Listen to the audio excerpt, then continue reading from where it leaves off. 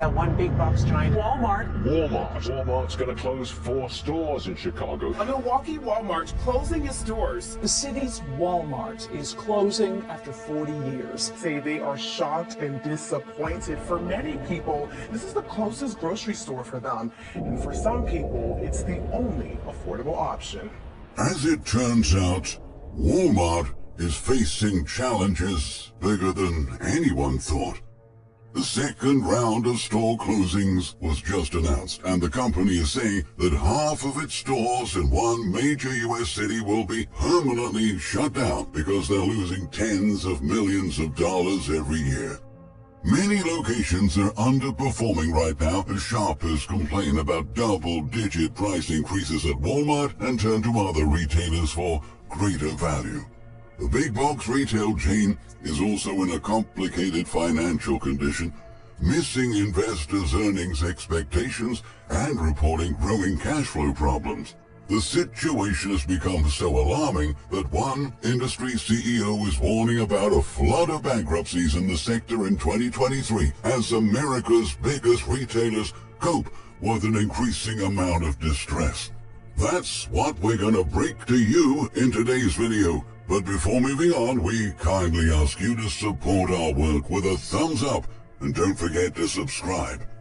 Walmart has long reigned supreme among discount retailers and budget grocers. In fact, in 2022, it sold more groceries than anyone else in the United States. When Walmart stores started offering groceries back in 1988, the company only owned 3.6% of the country's grocery market share. Today, 34 years later, the industry titan has a grocery market share of 26%, and a whopping 60% of its income comes from grocery sales. Of course, the retailer's extensive operations and a huge network of suppliers give it some leverage in the industry. The store chain operates 4,635 locations in the U.S., 600 of those are Sam's Clubs.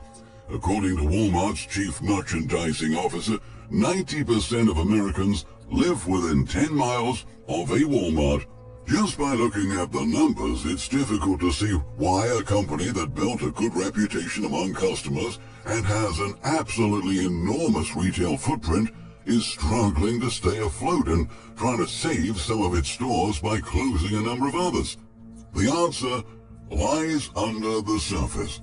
Despite advocating against price hikes passed on by suppliers in 2021 and 2022, and affirming on several occasions that the company is doing its best to keep prices low for U.S. consumers, many people would contest that Walmart really has the greatest value.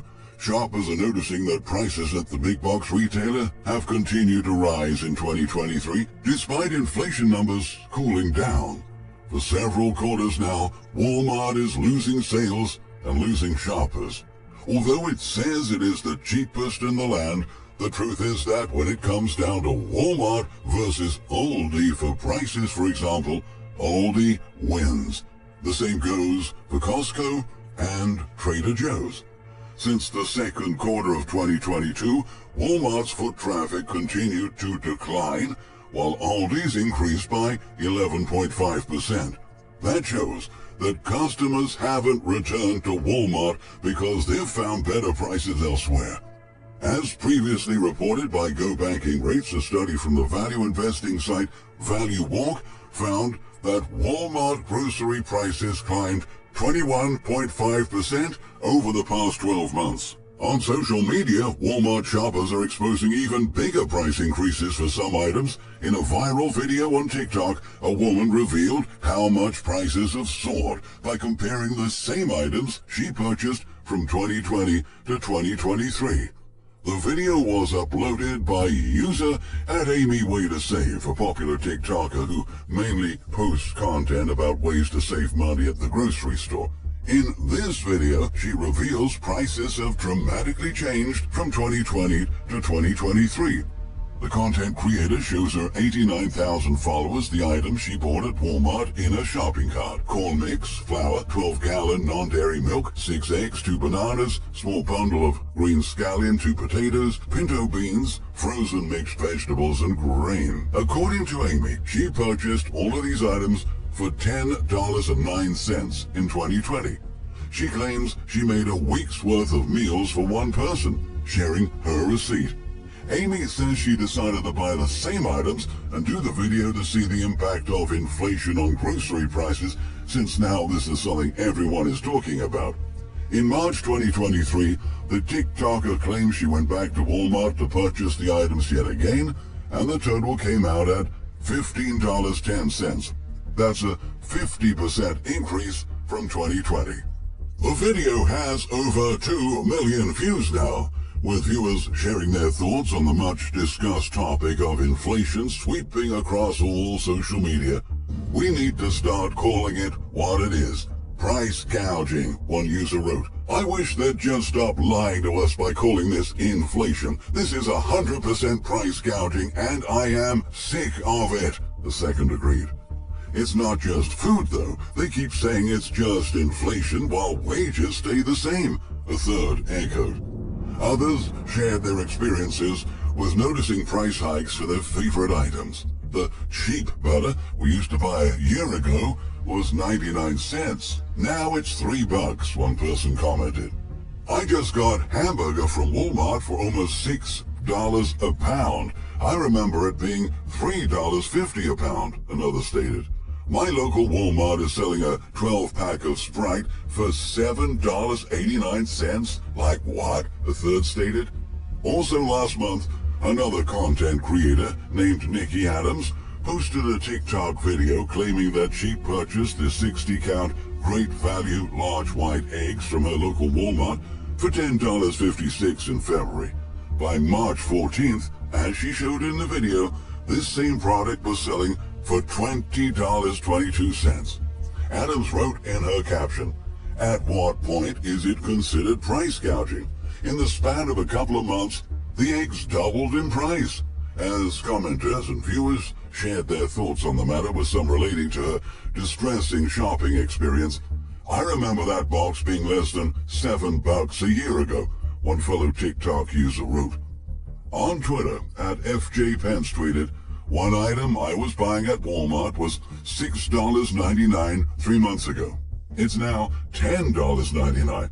I am buying it online from the manufacturer now for $6.50 inflation or price gouging, he asked. Many similar complaints can be found on Reddit and Facebook. Consumers aren't happy with the steep price hikes they're seeing at the stores, and at this point, they aren't buying the inflation narrative anymore. We are down from a peak of 9.1% in June 2020 to 5% in March. That's the lowest level since May 2021. And yet, U.S. consumers are still dealing with the highest grocery prices since the 1970s. According to Walmart CFO John David Rainey, shoppers will have to prepare themselves for another year of price increases. In an interview with Reuters, the executive said the world's biggest retailer might still have to raise prices to deal with higher costs. We're assuming that this year is going to be somewhat anomalous. We're still feeling the effects of higher prices, Rainey said. However, this may further squeeze the company's bottom line as more and more customers turn to discount stores. The outlook for Walmart in 2023 has suffered a drastic shift. In January, executives seemed to believe in the retailer's ability to recoup its 2022 losses and report strong sales growth this year. But those views were shaken, and this week, the big box store chain just announced another round of closings, citing poor financial performance at several locations. The stores affected this time are located in D.C., Georgia, Florida, Hawaii, Indiana, New Mexico, Texas, Washington, and Wisconsin. The retailer confirmed it will lay off thousands of store employees and hundreds of workers at 5 fulfillment centers across the U.S. More worryingly, Walmart is permanently shuttering half of its stores in the city of Chicago. The decision to close a store is never easy. The impact is greater than just closing a building. It affects people who work in, shop in, and live in communities near our stores. And we never take that lightly. The company said in a statement published on its website. The simplest explanation is that collectively, our Chicago stores have not been profitable since we opened the first one nearly 17 years ago. These stores lose tens of millions of dollars a year, and their annual losses nearly doubled in just the last 5 years, it revealed. The retail giant said that over the years, it tried many different strategies to improve the business performance of these locations, including building smaller stores, localizing product assortment, and offering services beyond traditional retail. We have invested hundreds of millions of dollars in the city, including $70 million in the last couple of years to upgrade our stores and build 2 new Walmart health facilities and a Walmart Academy training center, the company noted. It was hoped that these investments would help improve our store's performance. Unfortunately, these efforts have not materially improved the fundamental business challenges our stores are facing, Walmart lamented. In 2020, the company operated 5,342 locations all over America. Today, its store count is at 4,635, meaning that over 700 Walmart stores have disappeared from the United States economic landscape in just 2 years, as the retail apocalypse continues to accelerate. The retailer's woes are being aggravated by volatility in the stock market. On Tuesday, after reporting its fiscal first quarter 2023 earnings, shares of the world's biggest retailer sharply declined as Walmart missed investors' earnings expectations. Expected to report a $1.48 per share profit, Walmart instead reported $1.30 per share pro forma. Walmart actually beat analyst projections for year-over-year revenue, however, reporting $141.6 billion ahead of the street's expected $138.9 million, but investors didn't care about that. They argue that this quarter was exceptionally weak. In addition to missing the target, Walmart suffered a 24% year-over-year decline in profit per diluted share when calculated according to generally accepted accounting principles. As a result, the company is currently valued at a pricey 27.8 times trailing 12-month earnings, even after Tuesday's sell-off. And with Walmart predicting that earnings this year will decrease rather than increase, that high price-to-earnings ratio looks even more expensive and signals an increased potential for a crash in the months ahead. Walmart's troubles should alarm everyone in the industry. According to CNBC, due to its massive size and substantial market share, Walmart is considered a barometer for the nation's economy as a whole. So any trends we're seeing in Walmart will likely be reflected in your local grocery store as well. Another company seen as a gauge for the retail industry is Home Depot, and its CEO seems so concerned about the developments happening in the sector right now that he came forward to warn the public about a coming flood of bankruptcies. In an interview with Fox News, Bob Nardelli said the country has indeed fallen into a recession, albeit an unusual one. I've said for months now that we are in a recession. We have had 9 consecutive months of inflation, he said. However, he says, it's not a typical recession that we're in. Nardelli notes that some price increases are being hidden in plain sight. Last year, when you walked down a grocery aisle, you looked at the price on there, you could see almost everything had gone up. Any core food product or what have you had gone up, he said. But what's happening now is that you look at the price on the aisle, let's say it's $5. Well, it hasn't gone up since last week. What has happened is that the product has about a third less volume, Nardelli continued. This phenomenon, known as shrinkflation, is regaining a lot of popularity among grocers as they try to prevent customers from getting sticker shock. So shoppers are buying fewer ounces, fewer pieces, fewer pounds, Nardelli said. That's deceptive, if I can say it that way, and people will eventually find out and stop buying the product altogether, he highlighted.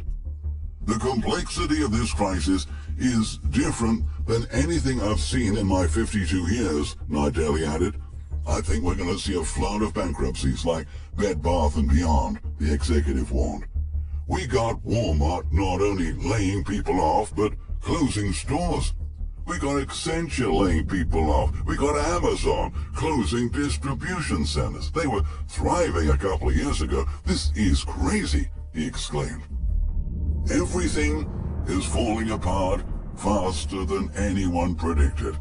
And even the biggest chains are struggling to survive in such a difficult environment. If the biggest retailer in the world is coping with this many challenges, smaller companies will likely experience even more serious problems this year. The retail apocalypse spares no one, and the next chapters of this crisis will chill many people to the core. Thank you for watching.